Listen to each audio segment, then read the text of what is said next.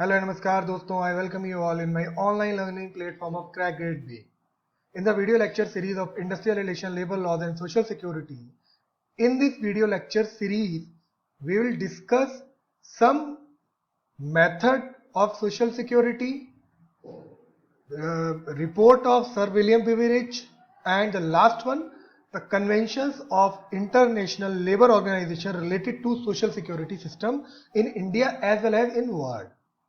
So let's see friends, before moving ahead I would like to inform you that I will cover all these topics in our video lecture series. Before moving ahead, I would like to inform you that we have prepared a study material for all these three subjects: Industrial Relation, Labor Law, Social Security, General Accounting Principle and Indian Economy. If you want to purchase this material, it will cost you 1699 for all these three material. And if you want to purchase Industrial Relation, Labor Law, Social Security, General Accounting Principle only, it will cost you 1499. And if you want to purchase Industrial Relation, Labor Law, Social Security only, it will cost you 1299. So friends, इस video के नीचे link में sample दिया है material का, आप उसको जाके वहां से चेक कर सकते हैं और सेटिस्फाई हो सकते हैं। और अगर आप ये मटेरियल हमारा खरीदना चाहते हैं तो आप हमारी वेबसाइट www.crackgradeb.com को जाके विजिट कीजिए। वहां पे मटेरियल सेक्शन में ईपीएफओ सेक्शन में जाके आप जैसे ही इस मटेरियल को परचेज करते हैं, इसकी हार्ड कॉपी आपके रजिस्टर्ड एड्रेस पर भेज दी जाएगी। और अभी लॉकडाउन की वजह से we are not able to send the hard copy of this material, तो we have make a provision that आप इसको अभी ऑनलाइन भी पढ़ सकते हैं as soon as आप जैसे इस मटेरियल को खरीदते हैं। So let's move.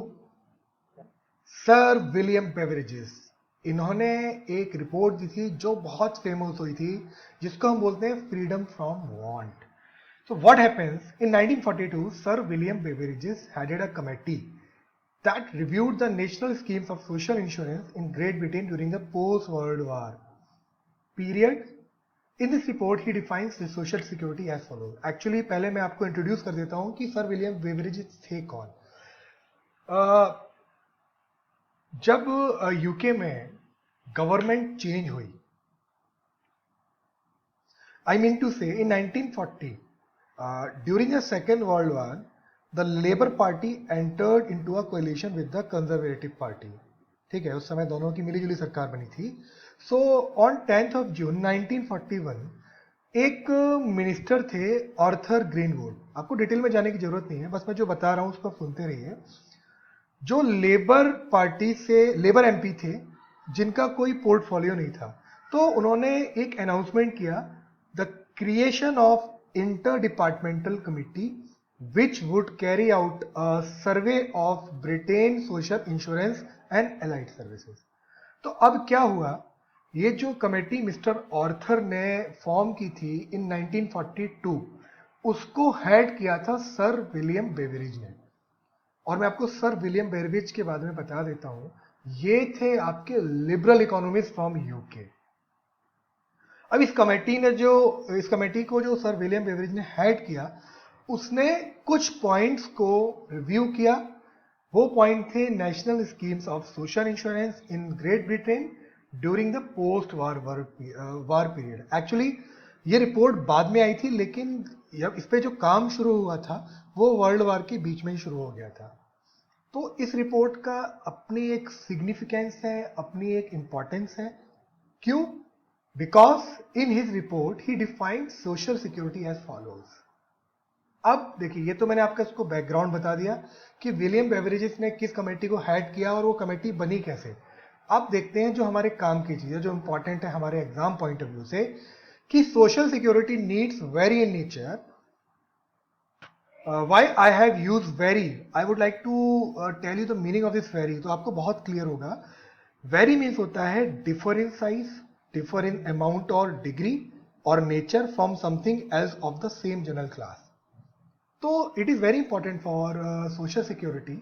तो what Lord Beveridge listed, they listed 8 kinds of primary conditions which demand social security. देखिए, रिपोर्ट कब आई थी? 1942 में। अब आप इसको कोरिलेट करने की कोशिश कीजिए अपने आज के करंट सिनेरियो से। उन्होंने क्या बताया है कि 8 काइंड्स ऑफ प्राइमरी कंडीशंस हैं जो सोशल सिक्योरिटी मांगती हैं, और ये बात उन्होंने 1942 में क्यों की थी? 1942 में क्यों की थी? क्योंकि यूके उस समय जो है अपने स्टेट्स को लेबर वेलफेयर स्टेट्स के रूप में लेके आने वाला था। तो वो अपनी कंट्री को लेबर वेलफेयर के रूप में डेवलप कर रहा था उस टाइम। और क्या हुआ था कि world war first, world war second में बहुत सारे चेंजेस उसको ऐसे लगे कि जो उसके अपने लोगों के वेलफेयर के लिए करने चाहिए।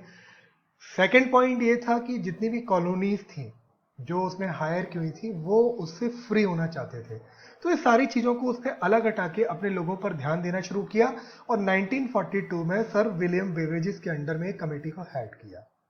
और उस कमेटी में इन 1942 उसने ये मिस्टर सर विलियम बेवरेजेस ने ये 8 काइंड्स ऑफ प्राइमरी कंडीशंस को आइडेंटिफाई किया for fulfilment of the social security. अब वन बाई वन हम याद करते हैं। देखिए फ्रेंड्स, इनको आप वन बाई वन याद कर लेना, क्योंकि मैं आपको प्रूव करूंगा, आपको बताऊंगा कि यूपीएससी किस तरह के क्वेश्चंस पूछता है। अभी हम लोग एक क्वेश्चन देखेंगे जो उसने इसके डायरेक्ट पॉइंट से उठाया है। तो पहले हम जो 8 काइंड्स ऑफ प्राइमरी कंडीशंस हैं उस पर उसको काउंट करते हैं और मेमोराइज करते हैं। देखिए, फर्स्ट कंडीशन जो प्राइमरी कंडीशन जो सर विलियम बेवरेज ने आइडेंटिफाई की वो थी आपकी अनएम्प्लॉयमेंट। सेकंड थी आपकी डिसएबिलिटी। थर्ड थी आपकी loss of livelihood, retirement, marriage, funeral expenses, childhood and physical disease और इनकैपेसिटी। तो ये जो प्राइमरी कंडीशंस आप पहले मैंने फिर बताया आपको कि आप इसको आज के टाइम में कोरिलेट करिए कि जो स्कीम्स हैं सोशल सिक्योरिटी की, क्या ये वहां फिट बैठती है? यस, 100%। 1942 में उसने सोच लिया और वो स्कीम्स अब इंप्लीमेंट कर रहे हैं। ईपीएफआई स्कीम जो होती है प्रोविडेंट फंड की है, ग्रेचुटी है, और बॉन्डेड लेबर्स के लिए हमारे यहाँ कॉन्स्टिट्यूशन में कानून है, एम्प्लॉयमेंट के लिए कानून है। हम ईपीएफ स्कीम है उसके अंदर फ्यूनरल एक्सपेंसेस देते हैं। चाइल्डहुड के लिए हमने फंडामेंटल राइट बना दिया 6 से 14 साल के बच्चों के लिए कि उनको एजुकेशन देनी है गवर्नमेंट को फ्री। डिसेबिलिटी के लिए वर्कर कंपनसेशन एक्ट है। अनएम्प्लॉयमेंट के लिए भी अनएम्प्लॉयमेंट भत्ता देते हैं, और स्किल डेवलपमेंट के लिए कई सारी स्कीम चला रखी है हमने। फिजिकल डिजीज और इनकैपेसिटी के लिए भी कई सारी स्कीम्स हैं। तो ये जो उसने 8 काइंड्स ऑफ प्राइमरी कंडीशंस को लिस्ट किया, वो आज की डेट में हम एक्ट बना के, स्कीम बना के अपने यहाँ पर इंप्लीमेंट करें इन अवर कंट्री। ये बहुत इंपॉर्टेंट है फ्रेंड्स। इसको अब धीरे धीरे इसके बारे में थोड़ा थोड़ा देखते हैं कि इससे क्या होता है। What is the meaning of these 8 kinds of primary conditions. अब देखिए, मतलब ये छोटी छोटी डेफिनेशंस हैं जो उसने 8 प्राइमरी कंडीशंस बताई, उसको उसने डिफाइन किया है यहाँ पे। What is the meaning of unemployment here? Inability to obtain employment by a person dependent on it and physically fit for it, so met by unemployment benefit with removal and lodging grants. Actually ये जो definition है ना, ये कुछ कुछ जो William beverages ने दी थी, ये यूके बेस्ड डेफिनेशन है, वेस्टर्न कंट्री बेस्ड डेफिनेशन है। इसके एस्पेक्ट, इसके जो मायने हैं वो हमारी कंट्री के हिसाब से डिफरेंट हो सकते हैं। तो अनएम्प्लॉयमेंट को दूर करने के लिए हमारे गवर्नमेंट क्या करती है? कई सारे भत्ते हैं वो देती है, स्किल डेवलपमेंट के लिए देती है, और एजुकेशन लेवल पे वो कई सारे प्रोफेशनल कोर्सेज चला रही है। तो सम हाउ किसी ना किसी वे में वो इस अनएम्प्लॉयमेंट को जो primary condition sir William beverages ने शुरू की थी उसको फुलफिल कर रही है in our country. What is the meaning of disability? Inability of a person of working age through illness or accident to pursue a gainful occupation made by disability benefit and industrial pension। इसके लिए देखिए EPF में अपने यहाँ scheme चला रखी है। Loss of livelihood by a person not depend on paid employment made by training benefits. अब किसी बंदे की मान लीजिए नौकरी चलेगी या उसकी लाइवलीहुड कंडीशन बिगड़ गई। फॉर एग्जाम्पल, जो हमारे यहाँ ट्राइबल पीपल्स हैं वो जहाँ रह रहे हैं, वो उस जगह पर वहाँ के जो माइनर फॉरेस्ट प्रोडक्ट्स होते हैं उन पर डिपेंड करते हैं। और वहाँ जाके किसी ने फैक्ट्री लगा दी, उसकी डिपेंडेंसी जो माइनर फॉरेस्ट पर जो ट्राइबल पीपल्स की डिपेंडेंसी थी वो खत्म हो गई। तो वो क्या करेगा? वो ट्राइबल लोगों के लिए कुछ स्किल डेवलपमेंट प्रोग्राम बनाएगा, उनको कुछ ऐसे काम देगा ताकि ताकि वो अपनी लाइवलीहुड्स को ढंग से जी सकें, अपने लिए कुछ कमा सकें, कम से कम खाना खाने के लिए पैसा कमा सकें। तो ये था loss of livelihood. Retirement from occupation paid और unpaid through age made by retirement, इसके लिए ओल्ड एज पेंशन स्कीम हमारे यहाँ बहुत सारी चल रही हैं। तो जो 1942 में किया गवर्नमेंट ने हमारे, ऐसा नहीं है कि उसने उस पर काम नहीं किया है, बट हमारा जो मोटिव है यहाँ पर, वो मोटिव ये है कि सर विलियम बेवरेज ने जो 8 प्राइमरी कंडीशंस दी वो कौन कौन सी थी, और our purpose is to just to memorise it. Now marriage need a woman made by housewife policy. Funeral expenses जिसको हम कवर करते हैं अपने यहाँ ईपीएफ से, फ्यूनरल एक्सपेंसेस देते हैं। जब मैं एक्ट डिस्कस करूंगा आपको बताऊंगा। Childhood provided for by children's allowance if in null time education till 16। देखिए ये जो कंडीशन है ना, इसको आप प्लीज हमारे जो एक्ट है उससे कंपेयर मत करना। ये जो विलियम बेवरेज ने दिया है उसके हिसाब से चल रहे हैं अभी। उसने बोला, उसने यहां डिफाइन किया। नाउ फिजिकल डिजीज और incapacity met by medical treatment, ESI scheme जो हम दे रहे हैं अभी। Domiciliary and institutional for self and dependent by comprehensive health service and by post medical rehabilitation, maternity benefit act, ESI act, और भी कई सारी स्कीम्स है, आयुष्मान भारत गवर्नमेंट चला रखी है। तो ये सारी की सारी चीजें हम यहाँ पर पढ़ रहे हैं। But what is our purpose, तो मैं आपको एक बार फिर से रिवाइज करा देता हूं दोस्तों। देखिए मैंने आपको पहले बताया 8 काइंड्स ऑफ प्राइमरी कंडीशन जो सर विलियम बेवरेज ने 1942 में एक कमेटी को हेड करके आइडेंटिफाई की थी फॉर सोशल सिक्योरिटी। वो है आपकी unemployment, disability, loss of livelihood, retirement, marriage, funeral expenses, childhood and physical disease और इनकैपेसिटी। आप इन वर्ड को याद रखना। Any type of objective questions you can find in upcoming exam. तो ये मुझे लगता है आपको क्लियर हो गया होगा। तो फ्रेंड्स अब हम आगे बढ़ते हैं। अब देखते हैं कि एक बहुत ही इंपॉर्टेंट बात कही थी सर विलियम बेवरेज ने।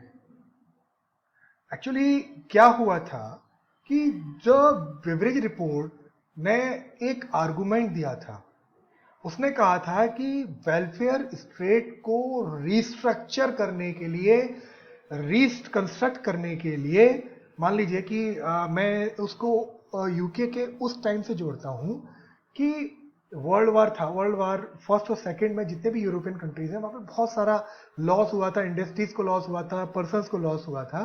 तो उसने ये जो आर्गुमेंट किया था, वो आर्गुमेंट उसने पोस्ट वर्ल्ड वार सेकेंड जो लॉस हुआ था उसको देख के किया था। और इससे पहले भी मैंने आपको बताया कि वो लेबर वेलफेयर स्टेट बनाने के तरफ अग्रसर थे। They are moving towards becoming UK a labour welfare state. तो उन्होंने क्या किया उस टाइम में, इस रिपोर्ट में उन्होंने बताया कि अगर आपको रिस्ट्रक्चर करना है, कंस्ट्रक्ट करना है यूके को as a labour welfare state, तो आपको इन 5 जाइंट्स को स्टॉक करना होगा।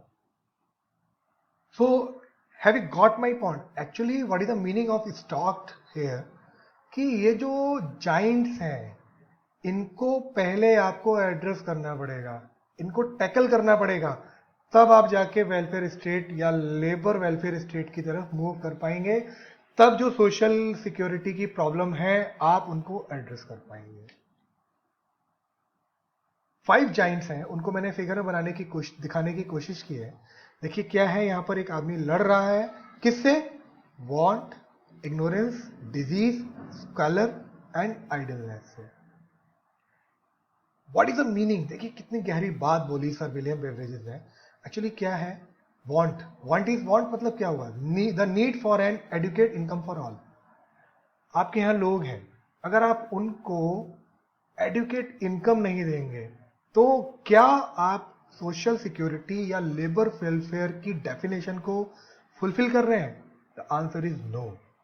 तो उन्होंने क्या बोला आपको इसी से समझ में आ गया होगा कि मैं, एक मिनट रुकिए मैं आपको बताता हूं। ये देखिए, ये जो है वांट, ये हर किसी की इच्छा होती है। तो यहां पर वांट को उसने इनकम के रूप में दिखाया है। तो जब तक आप किसी को एडिक्वेट इनकम नहीं दोगे तो आप लेबर वेलफेयर के बारे में नहीं सोच सकते हो। तो सबसे पहले क्या है, आपको इस जाइंट से लड़ना है। Want is a giant as shown here. ये आदमी है, लड़ रहा है इनकम के लिए, तो उसको फुलफिल करो, then you will move towards labour welfare, then you will move towards social security. Second आता है डिजीज। हर आदमी जो है लाइफ में बीमार पड़ता है। अगर उसको प्रॉपर हेल्थ केयर नहीं मिलेगी तो क्या आपको लगता है वो वेलफेयर स्टेट बन सकता है without giving proper health care services to all our citizens? No. तो एक ये जाइंट है, पहले इससे लड़ो, डिजीज को कम करो। Now ignorance. इग्नोरेंस क्या है? The need for access educational opportunity. अब यहाँ पे उन्होंने एजुकेशनल अपॉर्चुनिटी का एग्जाम्पल ले लिया है, but we can say that not educational.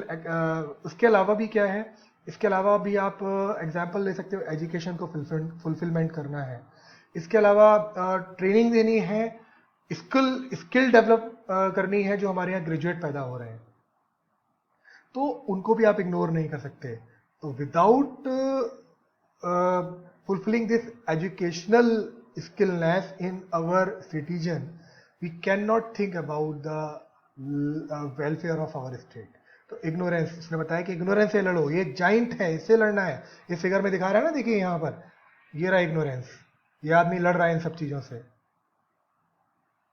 तो अब इसके बाद हुआ squalor, the need for adequate housing. देखिए हमारे यहाँ अर्बनाइजेशन हो रहा है, अर्बन एग्लोमरेशंस, यानी कि जो शहर के चारों तरफ के जो एरियाज हैं, स्लम एरियाज हैं, वो धीरे धीरे बढ़ रहे हैं। अगर आप उनको प्रॉपर हाउसिंग नहीं दोगे तो आप उन्हीं में उलझे रह जाओगे। तो इसका मतलब ये हुआ कि ये एक जाइंट है, इससे भी लड़ना है आपको, स्कॉलर। नाउ आइडियलनेस। आइडियलनेस मतलब कि हमारे यहाँ अभी आपको पता है कि डेमोक्रेटिक डिविडेंड के टर्म्स में इंडिया जो है बहुत अच्छी कंट्री है। यहाँ पर जो वर्किंग पॉपुलेशन है वो धीरे धीरे और अप टू 2030 वो इतनी ज़्यादा होने वाली है कि वर्ल्ड में शायद we will be in number 1 position. तो अगर आप गेनफुल एम्प्लॉयमेंट नहीं दोगे इन लोगों को, तो क्या है कि वी आर क्रिएटिंग आइडलनेस। तो सर विलियम बेवरिज ने अपनी रिपोर्ट में बहुत अच्छी चीज़ों को आइडेंटिफाई किया कि वांट, डिजीज, इग्नोरेंस, स्क्वेलर, आइडलनेस, इन ये जो 4 जाइंट्स हैं एक इंसान के, आप इनसे पहले लड़ो और इनको फुलफिल करो, then you will move towards the social security and social protection and welfare of your state. तो मुझे लगता है कि ये डेफिनेशन आपको यहाँ क्लियर होगी। अब फ्रेंड देखते हैं कि एक क्वेश्चन आया था 2017 में, वो मैं आपको दिखाता हूँ। देखिए वो क्या था, ये था वो क्वेश्चन। उस क्वेश्चन में बोलता है वो, पहले मैं पॉइंटर ले लेता हूँ। Which one of the following is the correct set of contingency identified by the William beverages in his comprehensive social scheme. देखिए उसने जो है 5 जाइंट्स बताए थे, 5 जाइंट्स याद रखो। अब इस क्वेश्चन का मतलब समझिए आप, which one of the following is the correct set of contingency मतलब रुकावट, identified by the William beverages in his comprehensive social security scheme. अभी मैंने पहले आपको समझाया, तो मुझे लग रहा है कि अब शायद इस क्वेश्चन का आंसर आप दे लोगे। देखिए ये क्वेश्चन आया था, इसका आंसर था ए, क्योंकि अभी मैंने बताया आपको want, disease, ignorance, squalor and idleness. और यूपीएससी ने आपको घुमा दिया यहाँ पे, उसने क्या किया, सिकनेस वर्ड डाल दिया, डिसेबिलिटी डाल दिया, बाकी 2 वर्ड सेम रख दिए। बाकी ये दोनों वर्ड्स उसने सेम रख दिए यहाँ पे, आइडलनेस। ठीक है, तो इसलिए मैंने आपको बताया जो 8 पॉइंट्स मैंने प्राइमरी कंडीशन बताई कि कभी कभी यूपीएससी ना डायरेक्ट क्वेश्चन पूछ लेता है, तो आपको कुछ चीजें मेमोराइज करनी पड़ेंगी। यहाँ पर आपको लॉजिक नहीं लगेगा, ये आपको याद होना चाहिए। और वैसे भी ये 5 जाइंट्स जो सर विलियम बेवरेजेस ने दिया था वो बहुत बहुत इंपॉर्टेंट था, बहुत बड़ी चीज थी। तो इसको याद करना बहुत टफ नहीं है। देखिए यहाँ पे भी इसने घुमाया, उसने बोला डिजीज डाल दिया, ओल्ड एज डाल दिया, बट हमारा एक्चुअल में क्या था, स्क्वेलर था, बट अनएम्प्लॉयमेंट नहीं था। लिखा है ना साहब, आंसर दिया मैंने आपको। तो इन सारों जो 4 ऑप्शन है, इसमें आपका ये वाला ऑप्शन सही है। केवल याद रखना इनको, want, disease, ignorance, squalor and idleness. तो अब आपको मेरा मोटिव समझ में आ गया हो कि मैंने इतना लंबा इस सर विलियम बेवरेज को क्यों डिस्कस किया। इस तरह के क्वेश्चंस यूपीएससी आपसे पूछ सकता है। ठीक है फ्रेंड्स, तो अब आगे बढ़ते हैं। Friends, what we have covered in our study material, that in general accounting and principle we have covered all these topics which we are going to discuss in video lecture series also. In industrial relation and labor laws we have covered all these topics, and in Indian economy we have covered a static part with very simple concept और इसमें जो language use की गई है वो बहुत ही layman language है concept को क्लियर करने के लिए।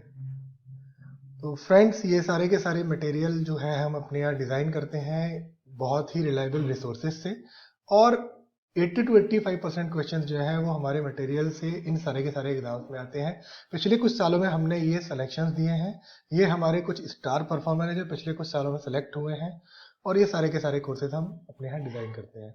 तो friends, thank you and happy learning. पढ़ते रहिए, मेहनत करते रहिए और लॉकडाउन का फ़ायदा उठाइए। Thank you and happy learning.